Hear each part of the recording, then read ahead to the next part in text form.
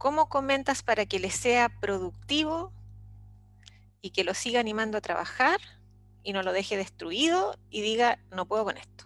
¿Cómo meterse en la lógica del otro, pero poder dialogar y mostrarse ahí que esto no logra argumentarse del todo por tal y tal razón? Mira, ¿cómo lo ves tú? O sea, como quiero decir, la colaboración tiene justamente que ver con ir mostrándonos los puntos ciegos.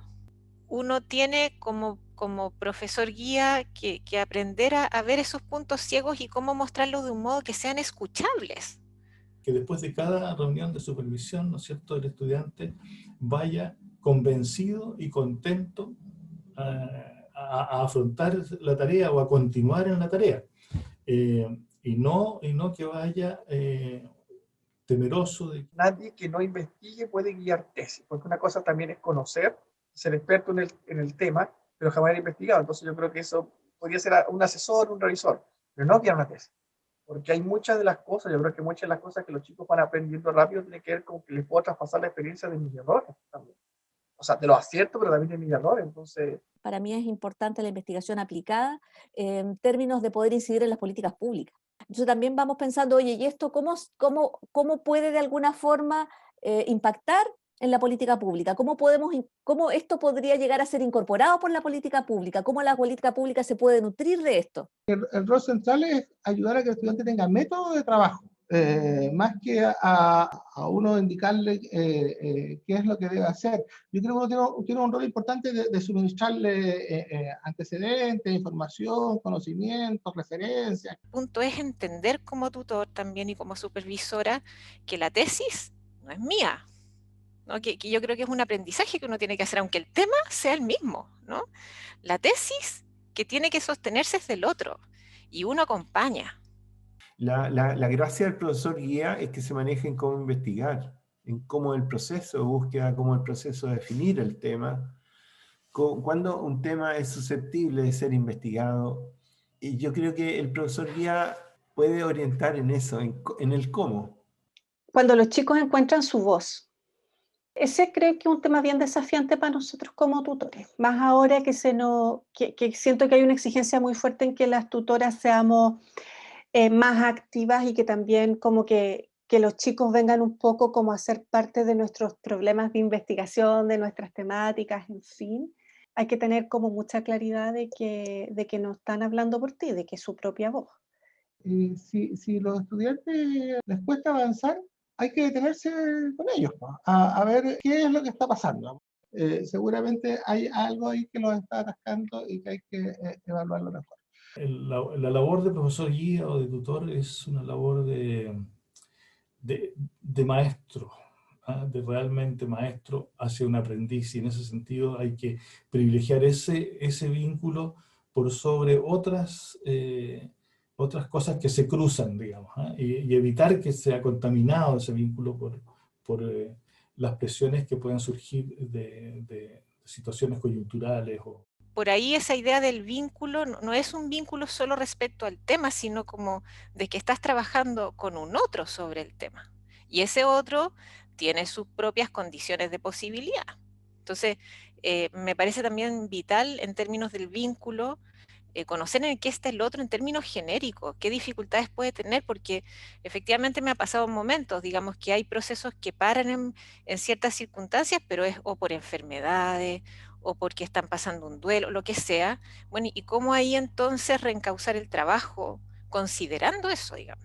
Y si el profesor guía no tiene la sensibilidad de preguntar, de decir, oye, ¿pasa algo? ¿Cómo te sientes? O qué sé yo, ¿no es cierto? O sea, una aproximación más integral hacia el otro.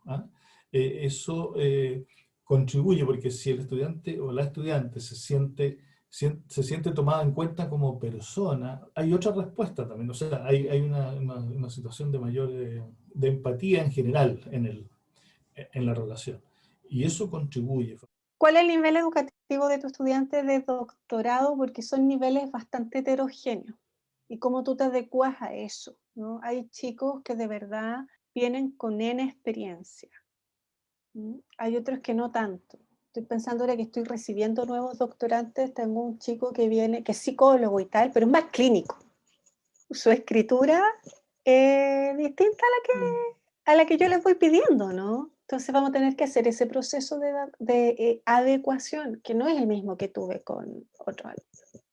Generar que la persona de alguna forma se encante con el tema, con el que está trabajando, y que se crea, desde mi perspectiva, el cuento. Yo siempre le digo a mis estudiantes, ustedes tienen que ser los que más saben de este tema, ustedes tienen que ser los expertos expertísimos, por decirlo así.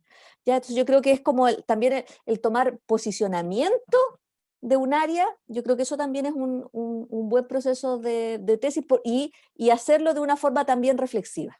Yo pensaría que hay elementos amplios que nos podrían como unir y podríamos acompañarnos, ¿no?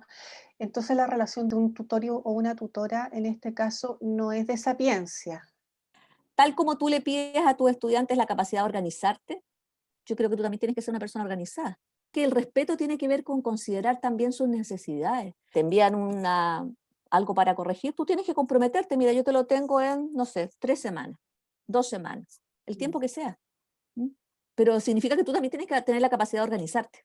Pienso que un factor importante es sentir y mostrar pasión por la investigación científica. O sea, ser un buen modelo, ser conocedor avanzado y ojalá experto en el área de estudio en la que el estudiante presenta su tesis, ¿eh? Saber qué está pasando, ¿no es cierto?, en el campo, y que tú estás evidentemente guiando la tesis. Ya, eso por una parte.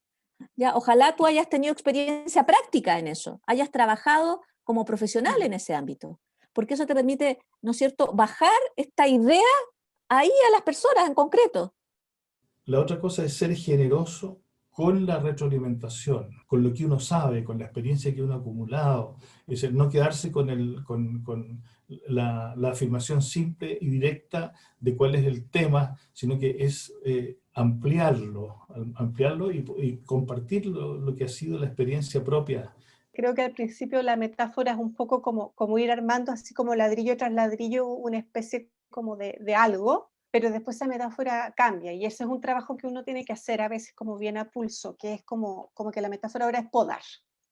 Ahora es ir sacando como las ramas que sobran, ir dándole una forma a la cuestión. Y ese trabajo suele ser más complejo, porque ahí tenés que estar como bien involucrado en el proyecto de tu estudiante. Acordar siempre con él o la estudiante desde una sesión a otra de supervisión cuáles son las metas que habría que cumplir en este nuevo plazo. Pero ser flexible en la revisión de esas metas cuando es necesario ser flexible, ¿no? Yo creo que en términos del vínculo relacional debe ser un vínculo de confianza. O sea, yo debo confiar en que el estudiante o la estudiante va a hacer las cosas bien.